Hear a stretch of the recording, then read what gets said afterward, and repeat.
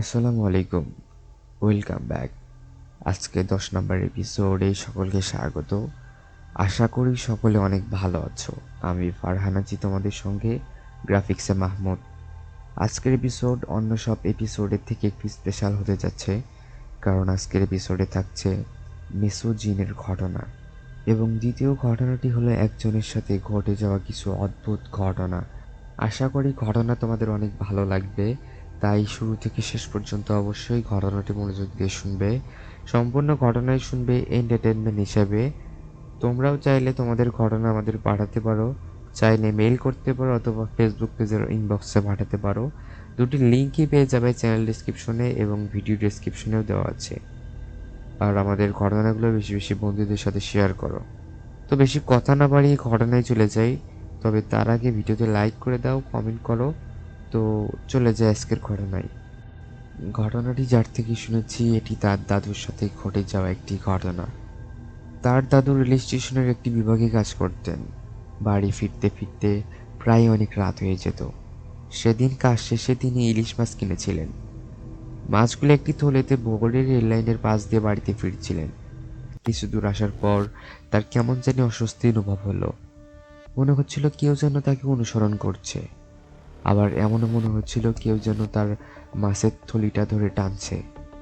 ভয় আর কৌতূহল নিয়ে তিনি বাড়িতে পৌঁছান। বাড়ির সামনে একটি কুয়ো ছিল, সেখানে তিনি মাছ পরিষ্কার করলেন।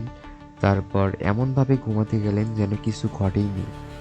হঠাৎ রাত 2টার দিকে তার ছেলের বউ রান্নাঘর থেকে কিছু অদ্ভুত আওয়াজ শুনতে পায়। মনে হচ্ছিল কেউ কিছু খাচ্ছে। তিনি রান্নাঘরে গিয়ে দেখেন তার শ্বশুর বসে একের পর এক কাঁচা মাছ চিবিয়ে খাচ্ছেন। তিনি চিৎকার করে ওঠেন। তখন বাড়ির সবাই এসে যায়, কিন্তু তখনও তিনি একইভাবে মাছ খাচ্ছিলেন। কেউ নিষেধ করলে তিনি মারতে উদ্যত হচ্ছিলেন। তখন বাড়িতে সবাই বুঝলো তার মধ্যে অন্য কিছুর প্রভাব আছে। তাদের আত্মীয়দের মধ্যে একজন বড় মাপের তান্ত্রিক ছিলেন। বাধ্য হয়ে তাকে খবর দেওয়া হয়। তিনি এসে বললেন, ওকে একটি ঘরের মধ্যে বন্ধ করে রাখ, তারপর আমি যা করার করব। তাকে একদিন ঘরের মধ্যে বন্ধ করে রাখা হয়েছিল। সেদিন কোনো খাবারও দেওয়া হয়নি তাকে। তিনি শুধু বলেছিলেন, আমাকে মাছ দে, আমাকে মাছ দে। একদিন পর তান্ত্রিক এসে বললেন, দরজাটা খুলে দে, আমি ভেতরে ঢুকবো। তিনি ভিতরে ঢুকে তার বুকের উপর পা রাখলেন। সাথে সাথে দাদু অজ্ঞান হয়ে গেলেন। তান্ত্রিক বললেন তাকে মেসো জিন ধরেছিল।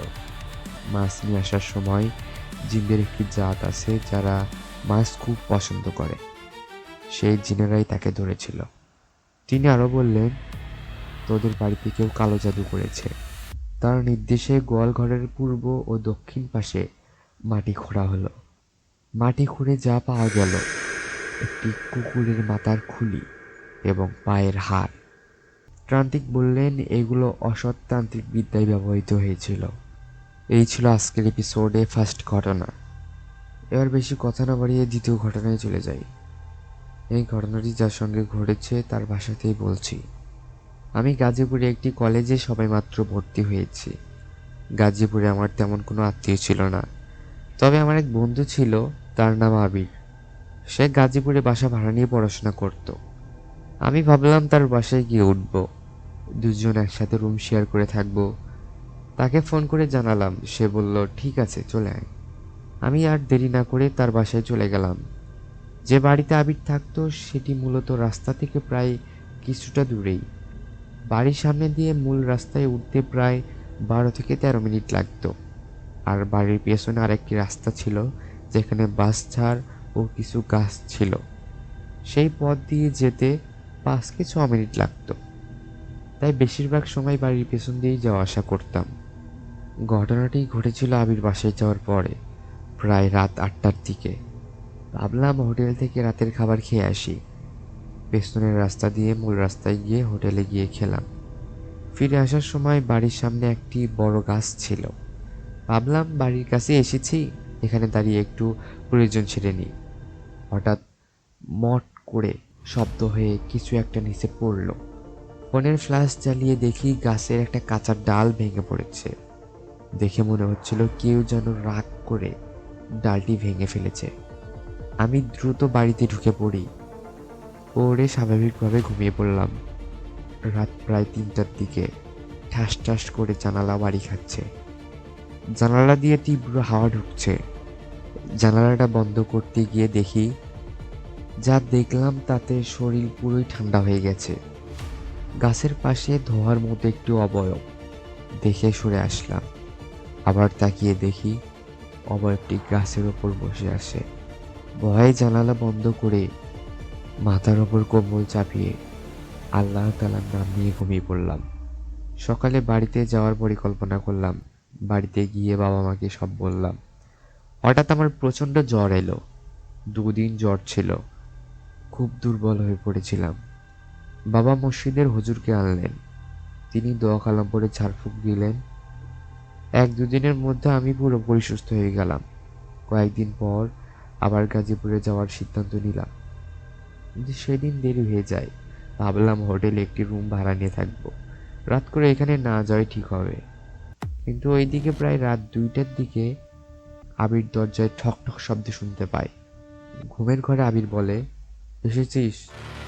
আচ্ছা ঘুমা। কিছুক্ষণ পর দরজার দিকে তাকিয়ে দেখে কেউ একজন ভেতরে উঁকি মারছে। সে ভেবেছিল আমি মজা করছি, কিন্তু সকালে আমি বললাম, আমি তো গতকাল আসিনি, আমি হোটেলে ছিলাম। তখন আবির বলল, তাহলে রাতে কে এসেছিল দরজায় আর উকি কে দিল? এই ছিল আজকের ২টি ঘটনা। কেমন লাগলো অবশ্যই কমেন্টে তা জানিও। আরেকটি কথা, তোমাদের বাড়িতে প্রতি শুক্রবারে সূরা বাকারা তিলাওয়াত করবে ইনশাআল্লাহ। তাহলে এমন কোনো সমস্যা তো হবেই না, বরং এর থেকে বড় সমস্যা হলেও আল্লাহ তাআলা রক্ষা করবে। আমি ঘটনাগুলো ছোট রাখার চেষ্টা করি, যাতে তোমরা অল্প সময়ের মধ্যে বিনোদন নিতে পারো। তোমরা যদি বলো তাহলে ঘটনা আরো বড় করার চেষ্টা করব ইনশাআল্লাহ। শেষ পর্যন্ত থাকার জন্য অনেক অনেক ধন্যবাদ। ভালো থাকবে। আবার দেখা হবে পরের কোনো এপিসোডে ইনশাআল্লাহ। আল্লাহ হাফিজ।